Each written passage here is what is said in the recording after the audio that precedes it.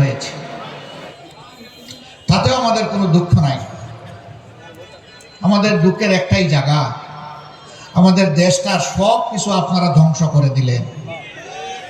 আমাদের শিক্ষা ব্যবস্থা, স্কুল কলেজ ইউনিভার্সিটিকে মুঘল বাহিনীর হাতে তুলে দিলেন। আমাদের উন্নয়নকে আপনারা লুটেরাদের হাতে তুলে দিলেন। বাংলাদেশ থেকে 26 লক্ষ কোটি টাকা আপনারা বিদেশে পাচার করলেন। দেশকে গড়লেন না, কিন্তু বিদেশের মাটিতে বেগমপাড়া করলেন।